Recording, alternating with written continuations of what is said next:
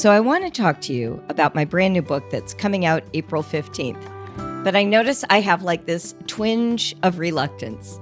And I was trying to pinpoint where it was coming from, and this is what I realized.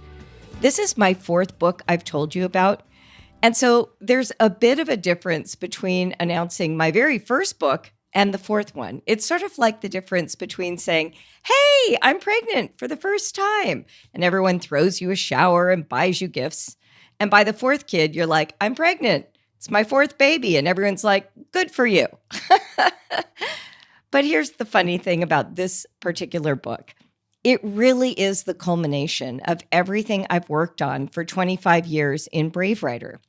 My publisher came to me and said, Julie, don't you want like a book, a book that can be checked out off of a library shelf, a book that can be purchased and listened to while you're washing dishes or taking a walk? And I realized that's true. It would be nice to create something that could outlive me, that wasn't just curriculum, but could help parents of kids who are in school as well, not just the homeschooling community.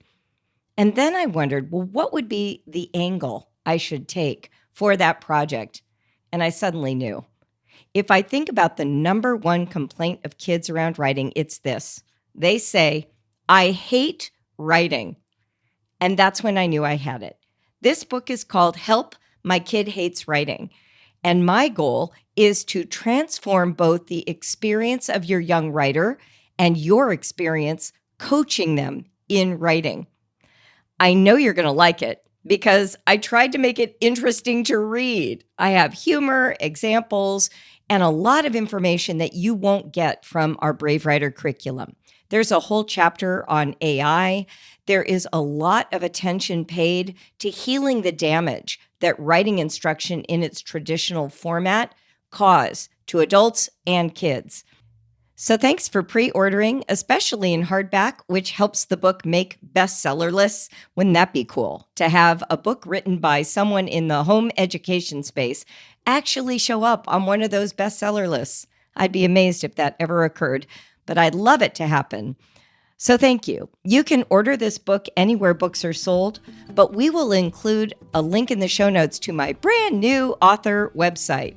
I figured by the time I had a fourth book, I probably needed a website as an author.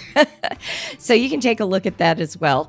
Thanks again for all your support over the years. I hope this book helps you, helps your cousins, helps your best friends, helps the lady that is the writing coach that you hired to help your kid. Thanks for pre-ordering. Make sure you hang on to your receipt. We have some pre-order bonuses coming that you won't want to miss, and I'll share about those soon. Again, it's Help, My Kid Hates Writing, How to Turn Struggling Students into Brave Writers. Go to juliebogartwriter.com.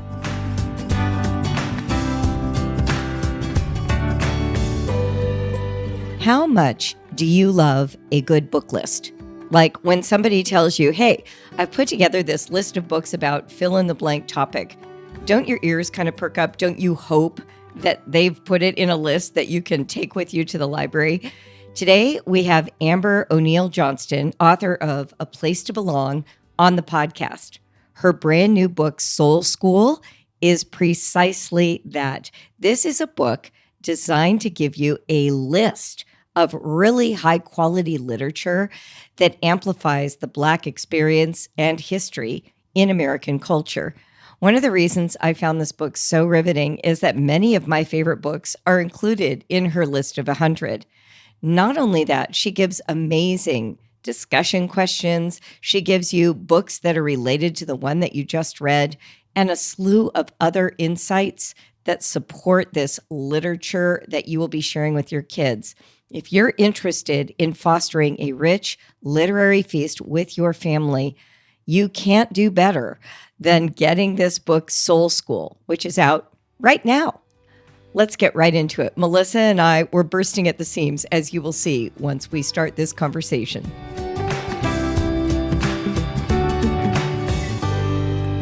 Well, today is a very special day on the Brave Writer podcast because one of our favorite people is our guest. Hello, Amber. We're so glad you're here. Hello, everybody. So glad to be here with you again. Welcome back to the podcast. It's been a little over a year, I think, since you and I had like 3 weeks in a row of amazing chats, and I've I missed know. you. I know that was so wonderful. And we were like really getting into it. We had to make ourselves stop, if I remember. That's what I remember. I was like listening and I could just hear like the energy level between you. It was like, in fact, Yeah. let's make sure we link to that series for people who Yes. know they'll want more at the end of today's conversation. Today, though, we're meeting about a new book that you have out. First of all, I love the cover. It's absolutely beautiful. The name of the book is Soul School, and it looks like a sun, but all the rays are colorful book spines. Was that by design? Did you know this is how it was going to look? I just love it. This is where we ended up. The first couple renditions didn't look exactly like this. I was like, you're close, but we got to add a little more flavor, so we changed some of the colors and some of the designs of the book spines to, like, I guess, make them more ethnic or something that pointed to the topic at hand. Yeah, and that topic, the subtitle is Taking Kids on a Joy-Filled Journey Through the Heart of Black American Culture. And so one of the things that I absolutely love about this book is the way that you have framed the conversation. Can you talk a little bit about why all of us need to know more about Black American culture, whether or not we are from a Black background? Yeah, definitely. So I think that my goal, and will we ever achieve that in our homeschool? I don't, it's never going to be perfect. But my goal is that my children hear and learn and are bathed in the stories of all people and as many different types of people as I can possibly bring to the table, in a good way, and done well. And I start especially bathing them in their fellow Americans, as they're, in terms of place being where they're situated. And I know in Georgia, our public schools, start with Georgia history. And I'm like, oh, yeah, okay, that's nice. But people move, families move. And so I think that's nice to go by state. But I think of our entire country. And so I want my children bathed in the stories of the people who live near us, whose land our home is built on that we never talk about, the people who helped this country become an independent nation. I mean, there's just so many stories. And so I am not an expert at all of those, but I have developed an expertise in my background, which is African American culture and history. And so I'm doing my part to bring this to the table, assuming that all of our children are partaking of the feast. So that's why, I think it's important for all families. And already I've encountered, some people who have said, oh, that's so nice. You wrote a book for Black people. And I'm like, oh my goodness, no, that's not what I did. I wrote a book and I am Black. And the book does bring to light a lot of the joy and history of my culture. But I intentionally wrote this for every single child. And one thing I'd like to remind people is that when a white person writes a book, we say that it's for everyone. We assume, we don't even say it, it's just assumed that it's for everyone. And so I would like for everyone to assume that my book is for everyone as well. One of the things that I love about that as your mission is that it's really coming from this perspective of shared mutual understanding, right? We're not talking about indoctrination, right? There seems to be this trend right now in our culture that we're supposed to be afraid of educating our kids about Black American history, like somehow that's going to encroach on white children's sense of identity. Do you want to speak to that at all? Because this is the first year that I can remember in decades where Black History Month has kind of been erased in the general culture, like more than I've ever experienced it before. What's that like for you, and what does that mean to you? It's devastating. And it feels like a kick, just like a gut punch. Kind of, we're thinking that we're building year over year, and this feels like moving a huge step backwards. And so it hurts. It's painful. I'm also grateful to recognize that I have the right and privilege to do whatever I want with my kids in my home. And I have the responsibility to try to extend that as far out from my home as I can. That's what I feel as part of my personal responsibility. So the children in my neighborhood, in my community, and as far out as I can reach. I think of myself, motherhood in the broader sense. Like, I have my children in my home, I'm their mother, but I am a mother, of this nation and a mother of this world. And so I feel part of me feels hurt and like I want to crawl in the bed and kind of cry. And the other part of me feels like a mighty lion who's going to roar. That's like, are you joking me? That can't stop us. Like, that can't stop the work I'm doing or what I'm going to teach children at every contact point. And in some ways it's it's putting more of the onus back on the parents. And a part of me is like, okay, bet I take that challenge and raise you one or something like that. There's this kind of snotty part of me that's like, okay. So it just depends on when you catch me. But there are days where it feels sad. I feel sad. It's kind of wild that I'm sure you were working on this book for years, and here it is launching in February of 2025, at a moment in time where, like Julie said, there's so much pushback, contention, and a lot of people seeking to understand. So there are a lot of people trying to educate themselves. And I'm really happy that you have, what a generous gift to the world, Amber, that you have given us a resource like this. Can you talk about what Soul School means and sort of what is the book about and the two halves of the book? Mm-hmm. So originally the name came to me from this idea. There's a book called Shop Class as Soulcraft, and he's basically a PhD, runs a motorcycle shop, and he talks about how we've kind of chosen one or the other to be like academically minded or work with our hands and the importance of both. And it spoke to me so much with my love of handicrafts and all that and like the soul craft thing.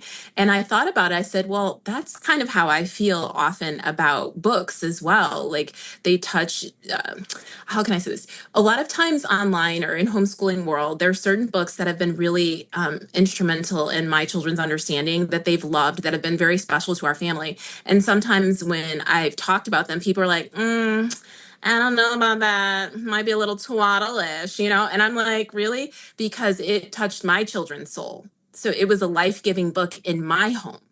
And no one can tell me otherwise. And so it was this idea that books can touch the soul. But I wanted to write about Black books because nobody else is. Right. And so I was like, oh, and the books have soul. So it kind of was a play on words, this idea of Soul School, that these are books that have soul, like Soul Train or Soul Food or Soul Sisters and Brothers or soul music, but also they're books that touch the soul. So that's where the title came from. In terms of like how the book was written, originally my vision was the second half of the book, which is this like really richly curated, heavily annotated book list, which we can get into. And I started it from that perspective, but then I thought, this is assuming that someone already knows what I know about Black American culture. And so it's kind of not starting at the beginning. So then I backed up and said, what if somebody doesn't know anything about us or, the inside scoop? And they'll look at these books and be like, well, why did she pick those? I don't get it. And I said, so let me back up and explain what I'm looking for in children's literature that makes me say, aha, I want this book and this book and this book. And so the first 5 chapters were born of that desire to teach people how to find these books and also to help people create a similar list in their own cultural context. They can look at those first 5 chapters almost like a template of, if you come from a different culture and you're wishing that you could find stories from your children's culture, these are the things. Look at your food, look at your music, look at the sayings. What do your old folks say? Like, every culture has these things, and they can look and see how I evaluated my culture. And I expect to see more books like this, right? Of other cultures. I hope this is the first of many. I really loved when you talked about the varieties of literature that you drew from. You talked about Afrofuturism versus African futurism. Do you want to just share the distinction between those two? I thought it was fascinating.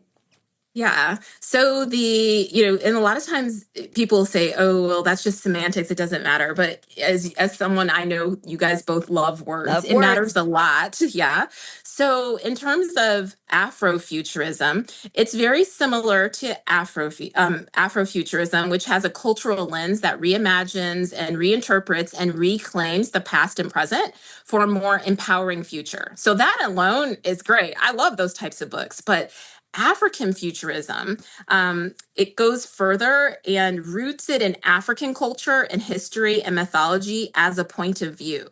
And so, in other words, it doesn't assume that anybody knows anything about the West. It just Mm. isn't a thing. And what does that say? Well, a cynical person would look at that and say, well, you just cut out a whole section of reality and da da da. And what I hope instead they will see is, can you imagine a child reading a book where there is no racial oppression or consternation, and that the story just gets into the nitty gritty of the story set in a completely different land, where they can focus on other things.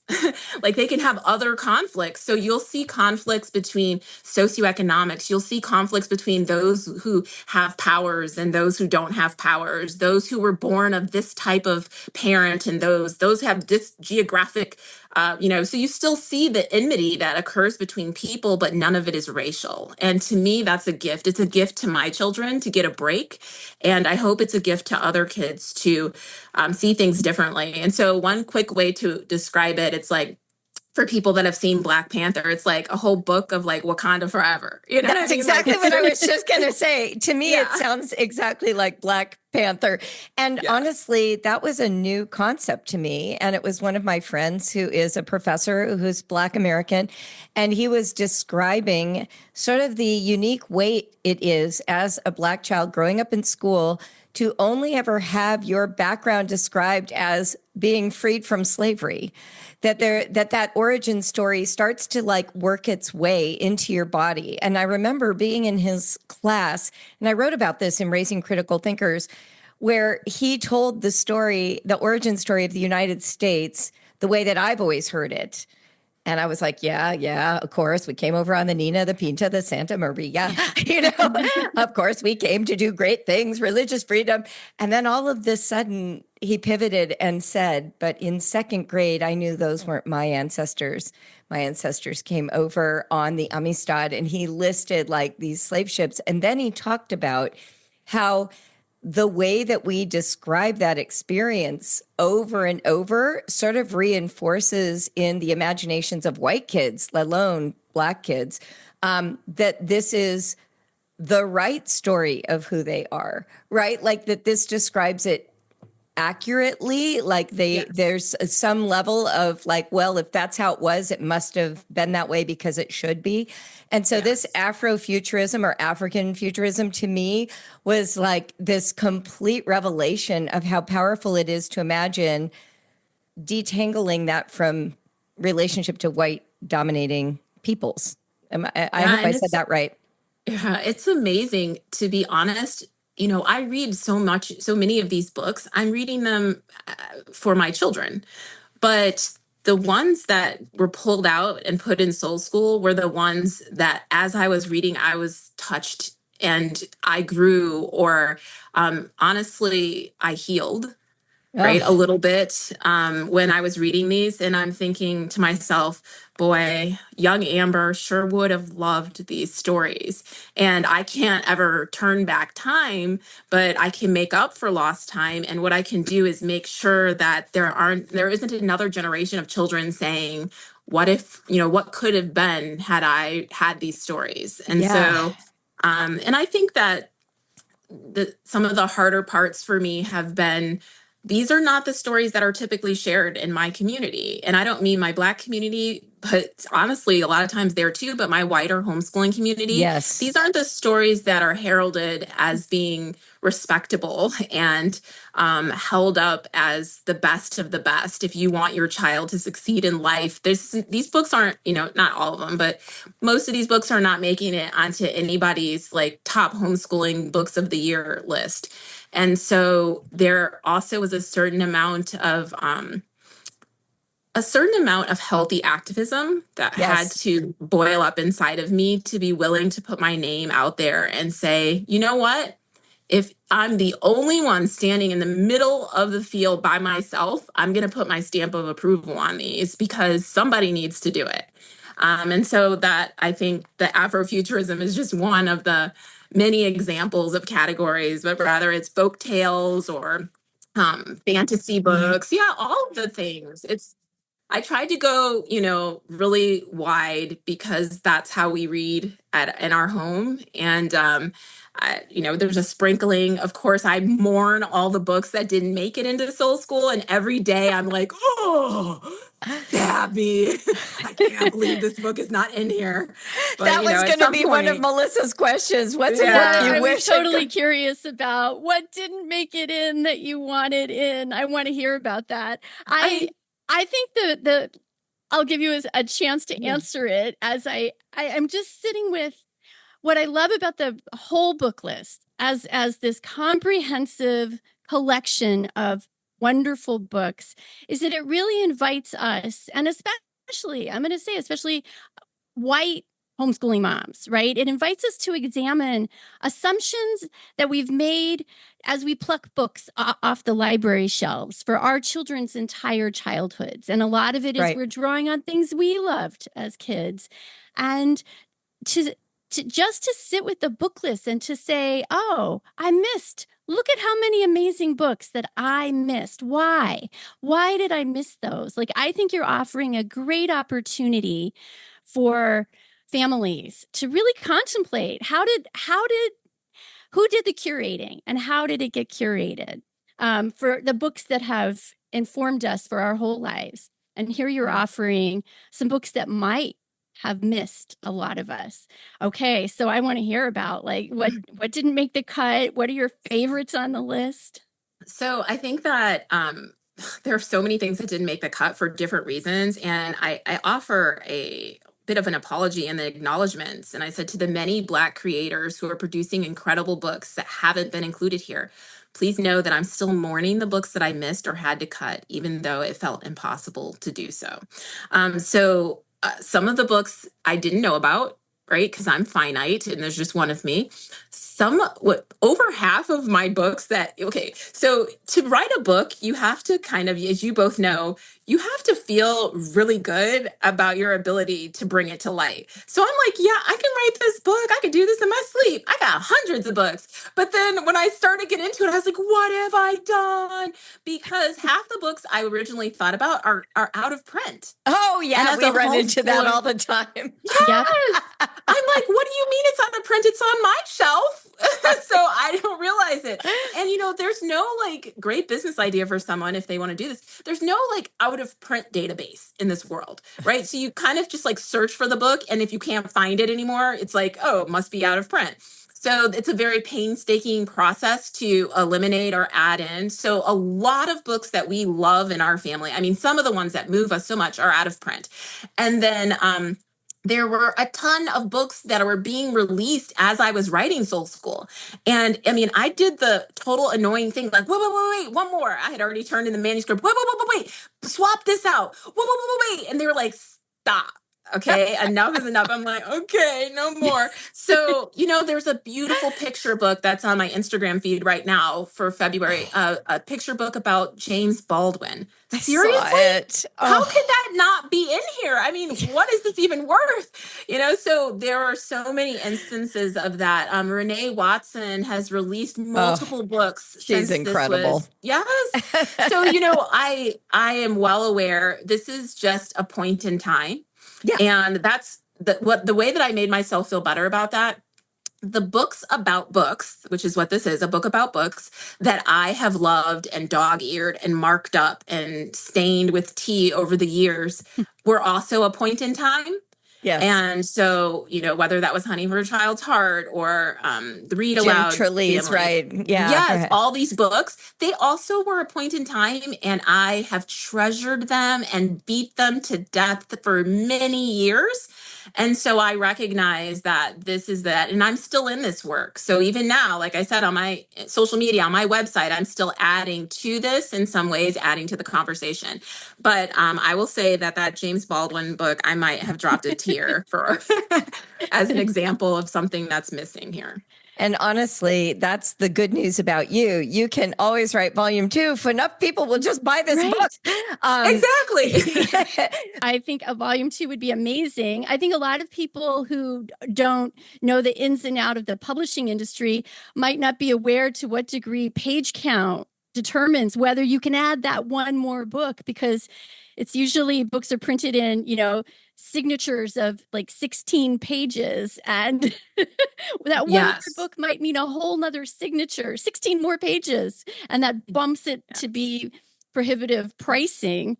So yeah, and a lot of my manuscript was already cut out and edited. So, that was another painful thing. It's really, really painful to see things, basically it was too long. So there was supposed to be an entire chapter on adult books. So I'll be releasing those in a different way as we went. But part of the premise of Soul School originally was that, and here, parents, you can take this journey, your own journey, while your kids are taking their journey. And I had a fully blown out chapter for adult books that got cut because it was too long. So, okay, that sounds like something you need to release on your own. Yeah. Could it be a PDF or an ebook? We want that Amber, book. I want to go to Soul School with you. I know. I'm like, I want to come to your class and discuss those books. One of the things that I was watching the other night on PBS, they had a special on Paul Laurence Dunbar, the famous poet, and he was from Dayton, which is just up the street from me. And so all of the places that he lived and did his work are familiar. They're all in this part of Ohio. And it was just fascinating to see his life, to see his poetry, to see all the sort of collaborative writing projects he was a part of. And as we're watching, I'm thinking, man, he got a lot done in his lifetime. I wonder how old he was when he died. And I'm thinking 65, 70. He died at 33. 33 years old. He got so much done in such a short amount of time. There are literally schools named after him. And the thing I felt happy about is that we had read his poetry when my kids were young.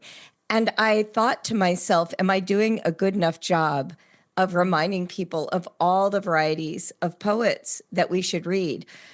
Years ago, I was at the Writer's Digest conference, and one of the keynote speakers was Kwame Alexander. And I immediately went out of my way to meet him, get a photograph, talk. And his book, The Crossover, of course, had just won the Newbery. And his story of his growing up years, where he grew up with parents who were publishers, so his library in his home was filled with Black authors, versus the library visits he took with his school, where there were no Black authors, has always stuck with me.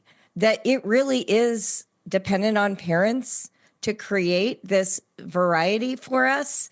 And so if you had to make like a surefire winner out of the gate recommendation for a book or a poet that you want parents to use now to introduce their kids to this world of writing that maybe they aren't currently engaged in, what would that be? I said, let's do poetry because I feel like we don't talk about that enough. So for the youngest children, there are some partnership books between Nikki Giovanni as the poet, and she recently passed. So she'd be a beautiful person to pay homage to. And the illustrations are by Brian Ashley, who also has passed in recent years. And these two are two of our just absolute top, artist, illustrator. Ashley Brian also wrote his own books as well. And so for the young ones, and those poems Nikki's poems that are part of that connection tend to be geared towards young children, which of course means it's some of the very best poetry, and older people will enjoy it as well. Right. And then for older, for middle schoolers, I really think Langston Hughes, your upper elementary school, middle school, to get to know his work is something phenomenal. And for high school, I really love Paul Laurence Dunbar, honestly. I love it. and Maya Angelou. And you can definitely do a lot of her work earlier, but Maya had, sometimes she got a little spicy. And so if you want to read the full version and you don't want to go ahead and maybe drop a stanza or something for the little ones, then yeah, reading that in high school is beautiful as well. So I think that poetry to me is a great entry point for diversifying your literary life in your home, because it can be more accessible. And one of the biggest things that makes parents feel overwhelmed is a lack of time. So they're feeling like, I'm already so busy. We're doing this, this, this. The idea that I would add on all these other things. And in the beginning, it feels like you're adding on. Although I will say the longer you commit to doing this, you wouldn't be adding on, you'd be changing your mix. Right. So your slices of pie would change. You wouldn't be making a bigger pie. But in the beginning, it feels like I'm already having pie. Now I got to add ice cream and sprinkle hot fudge on it and all this stuff like that. So poetry is a way to get going immediately without elongating your day if you hadn't already planned to head down this path. That reminds me of the other thing that I got from listening to Kwame Alexander. When he went through looking for a publisher for the crossover, everyone told him that junior high kids would not read poetry. His books are all written in verse. And he was turned down like 35, 40 times before he finally found his publisher. And his contention the whole time was that kids actually love poetry. It's the adults who no longer read it, but kids love rhyme, they love poems. And in his world, of course, he talked about the value of rap and how much communication is packed into poetry. And so naturally, the crossover just became huge. Everybody loved it. And that kind of reminded me, I know we're kind of on this theme of white people being open to Black literature. And I realize that we have people of all varieties listening to this podcast. So I don't want to overly emphasize this. But when I was watching Kendrick Lamar in the halftime show at the Super Bowl and not understanding it, and there were two white Mormon young people with us that day watching, and they knew every lyric. They knew every word. They were rapping along. And I thought, wow, this transcends, right? Poetry transcends. It engages us the way that music does because of the lyricism, the rhyme scheme, the potency of the images. So poetry is always the way in my view. But I just thought that's an extra dose. No, I appreciate that. I would add a couple of things to that. One, the thing about these novels in verse, as a mom of a middle school boy, he loves them, not just because of the story, but because there's a lot of white space on the page. Yes. And he becomes overwhelmed. And I first found this out when this has happened with two of my kids before separately. I can't read it. It's too much. There's too many words. It's too hard. I don't know what they're talking about. It's so confusing. And I put it on the Kindle and increased the font and hand it to them. And they're like, oh my gosh, Mom, I love this book. I'm like, that's the same book I gave you the hard copy of. And he's like, oh. And so for some kids, that visual cue of that page full of tiny, tiny print, doesn't matter what it says, they're done. And so he's always been willing to pick up a novel in verse of any topic because he opens it and he says to himself, I got that. I can do that. So I think that's another, it's an entry point even to, and I wouldn't even call him a hesitant reader. It's just, he's got other stuff. He's trying to go fishing stuff. He has other stuff he's trying to do. And when he opens a book, like, I'm going to be here for hours. He doesn't want to do it. And then the last thing I was going to say is there's a poetry talk that I give at conferences. And at the end of the talk, I talk about Kendrick Lamar. And what I say is that after he won the Pulitzer, I saw an interview where they asked him, how did you get here? He could have said a lot of things. He could have talked about his background. He could have talked about what he's done, where he's gone. And he said, because of my 8th grade English teacher, Mr. Inge, who taught me poetry. Oh. And every time I tell that, and I talk about it in the conference, I get my eyes water because he doesn't need you guys to know about his poetry teacher, his English teacher. He doesn't need us to care about that. He's not doing that. I believe that that's very intentional.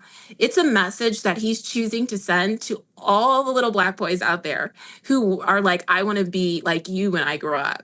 And what did he tell them? you better get your English right and your poetry right in your English class. And I think what a gift. And if more of the people that our children are looking up to were willing to subtly point them back to something like poetry, what a difference that would make. So I'm like, everyone's like, oh, that's nice. I'm like, no, that wasn't nice. That was intentional. And he knew exactly what he was doing. And gosh, I appreciate him for it. Oh, that's incredible.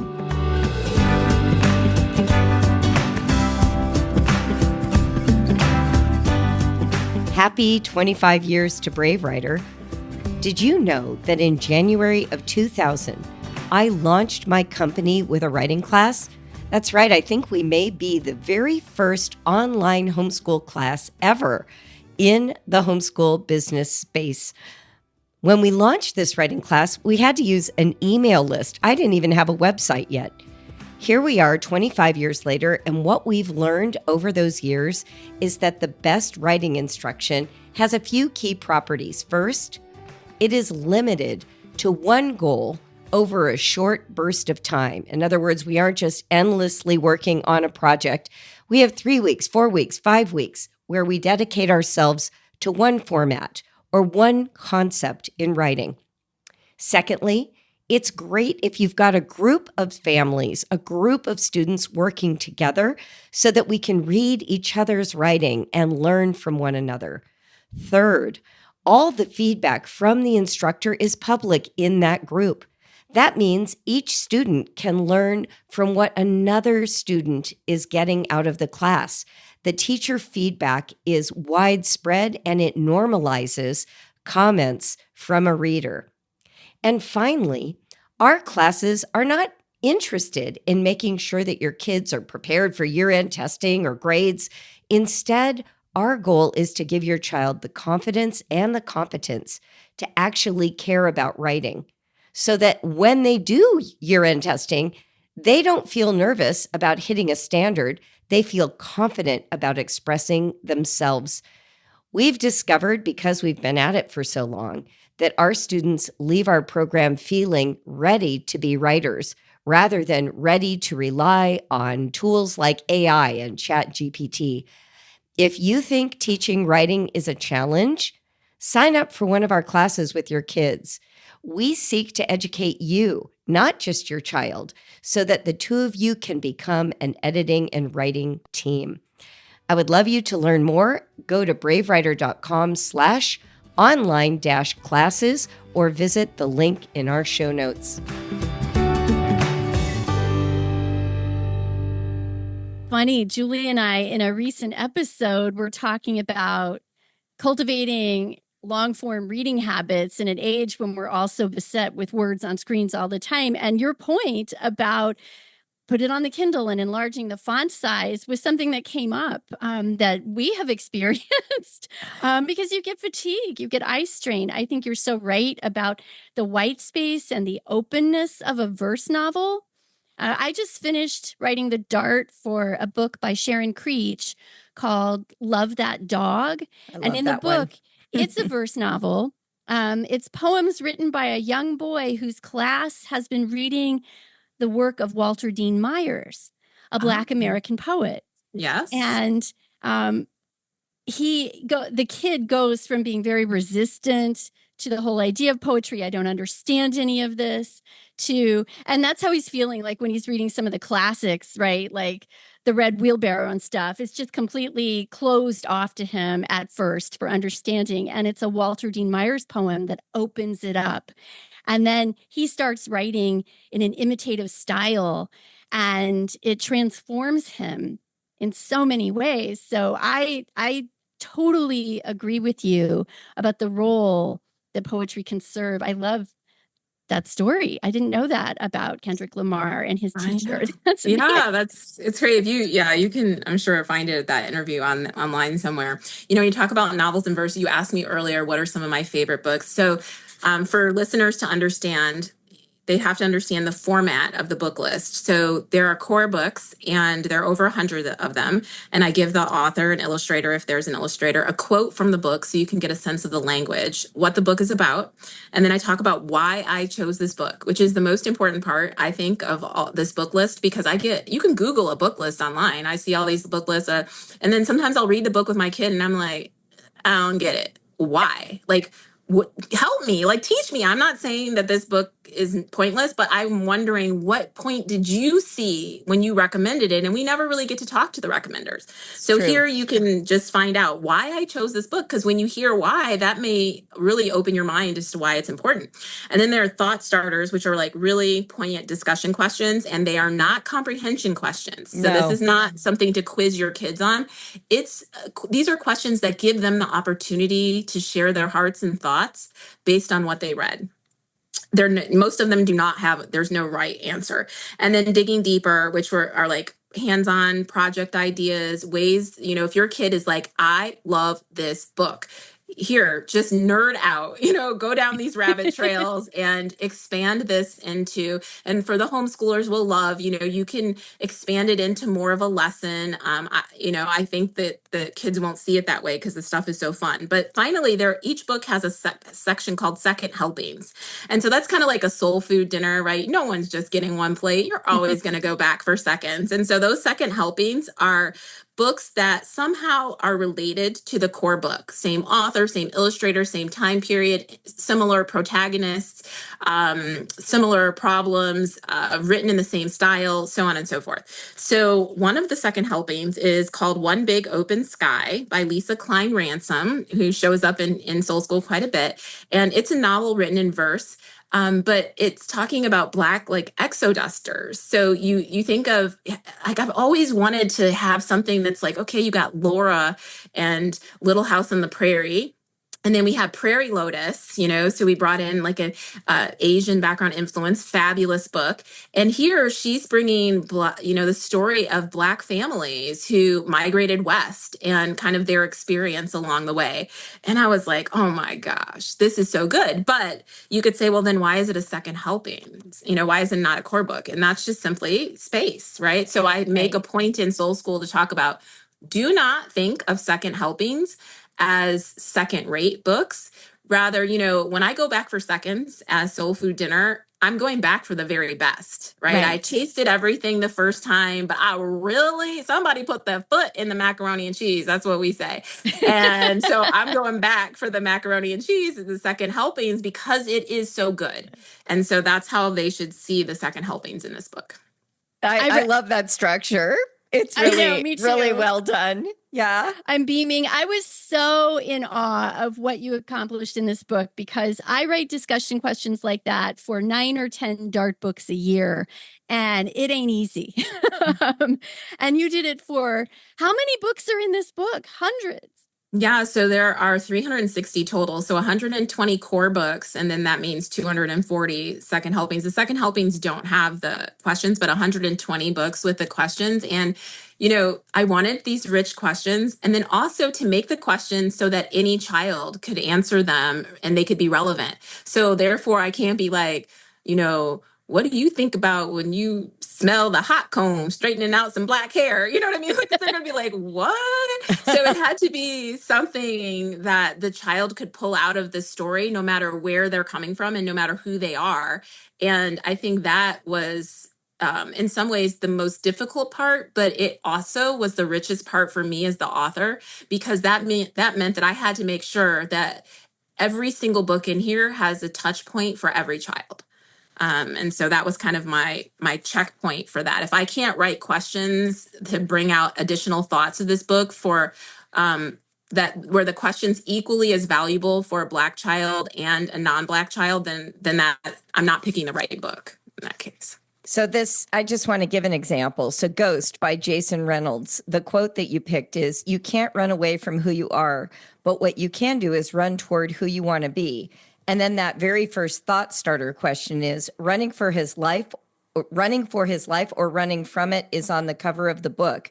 What do you think that means?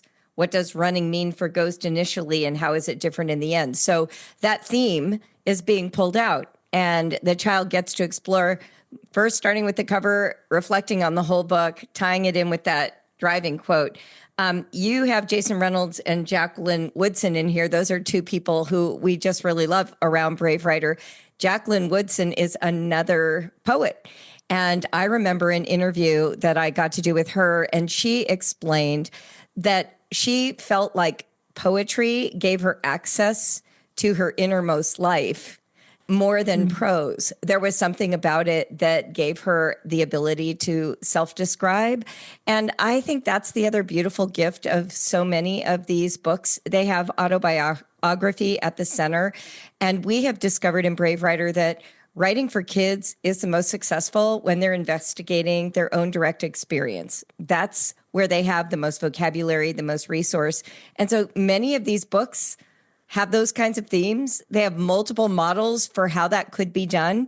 And I think that they are not just about the content, but also about the vehicle, like how writing achieves those goals. Do you agree with that?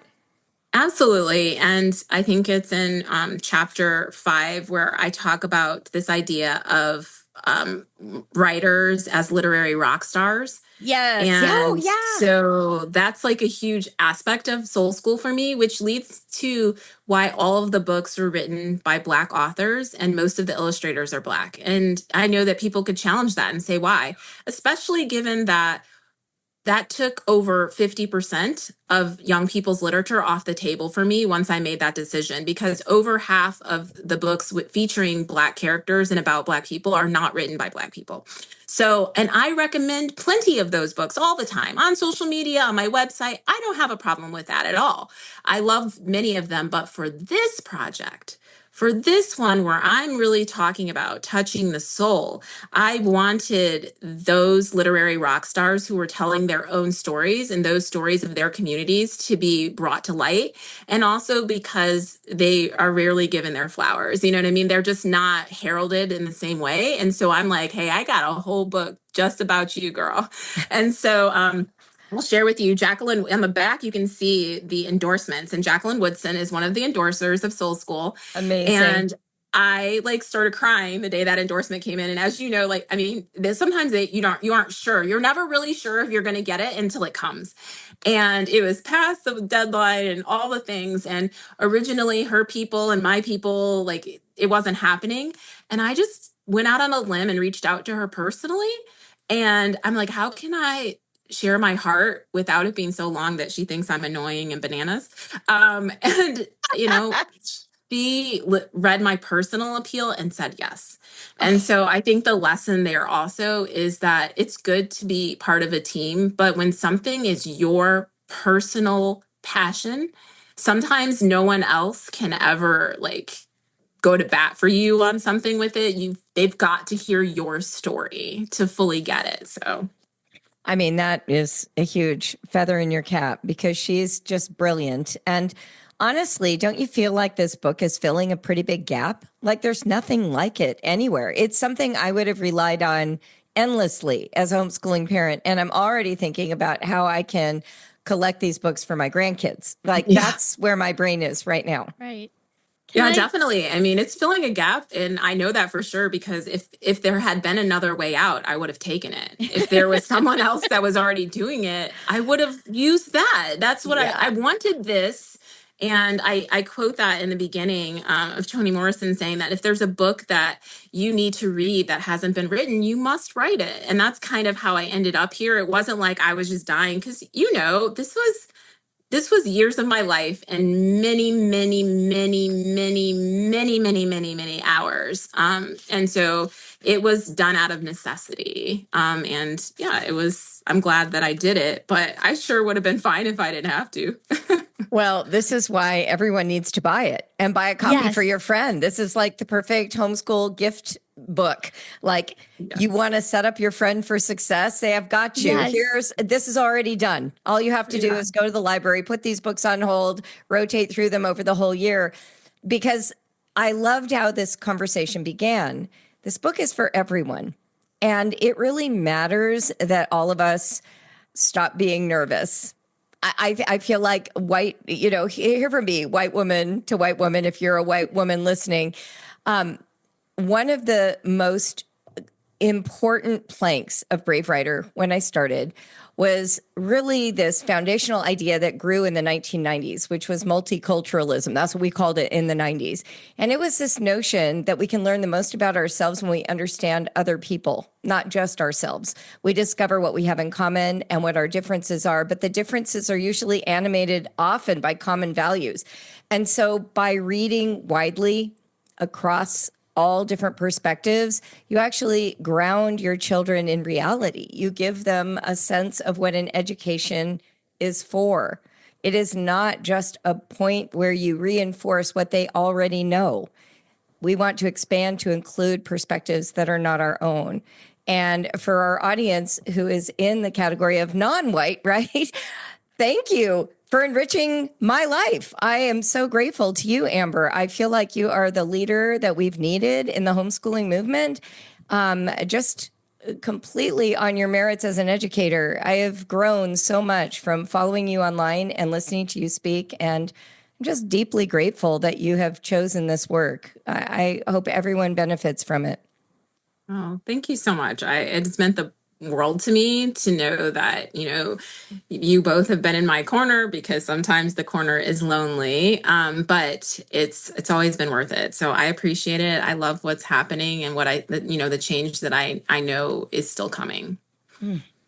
It really resonated with me when you said in the book that cultural education should be woven into everyday learning rather than treated as a separate subject. And as I was reading, I was thinking so much about the role we as parents play as gatekeepers for what our children are exposed to, and especially with the books that enter their world. When I have to tell this little story, at the moment in time when your book landed in my hands, I had just recently had this whole wave of nostalgia for Chinaberry. Do you guys remember the Chinaberry catalog? When I was a young homeschooling mom in the late 90s, early 2000s, there was this catalog, and it turned out it was by a bookstore owner in Southern California. And she was, it was a thick paper catalog that would come out twice a year. And the descriptions of the books, just it was just what you said earlier, Amber, about when you were writing about these books, why did you include them? What matters about them to you? And those were, she wrote about books in a way that made me order so many books and seek them out. And that was such an important part of my kids' early childhood. So I remembered Chinaberry. I went looking and the store's gone and the catalog's out of print. And I had this moment of deep nostalgia for those days. And then I read Soul School. And I was like, it's like Chinaberry for the 21st century. Oh, I love that. It's a beautiful book. It's the resource with that you wrote in a living, alive way about why these books matter and are worth reading with our kids. And I'm so grateful. Oh, wow. Thank you so much. And I actually love that word, Chinaberry. So I'm going to remember, that or whatever, but I love that story. And yeah, I think that that's what brings the heart to a book list. And, we love our book lists, but I knew that there's a book list if I just want you as a one-on-one to here, I read these books. These are great. You can use these. But when you're trying to enact change, the book list has to be different than that. It needs to be full, and people need to be able to understand the why behind it, because you're asking for a behavior change. I'm not just trying to tell you oh, this is a great book, you should read it, or hey, we went to see this movie Friday, you guys should see it. But rather I'm saying this is one part of changing, perhaps for some people, turning inside out the way that you're choosing to parent or the way that you're choosing to walk in this world. And for that, you're going to have to give me some receipts. Tell me more. I'm not going to just start doing this for no reason. And so that was kind of my attempt to help people understand, and again, to train people as to what they could look for when they're looking for their own books, whether they're about Black American culture, about something totally different. Just this idea of, why are you having your child read this book? And I think it's okay. In my first book, A Place to Belong, I have a chapter that's called What's a Good Book Anyway?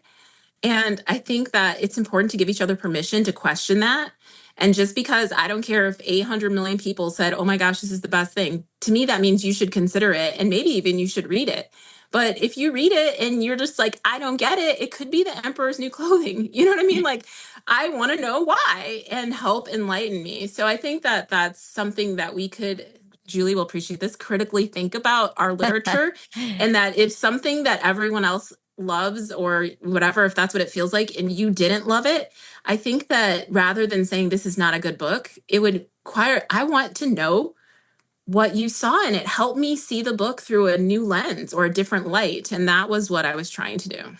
That's what I call being interested in the gap between my understanding and someone else's. I talked on Instagram about that recently, Yes. that a lot of times what we do is we assume that our reaction is normative and then everybody else's needs to be critiqued.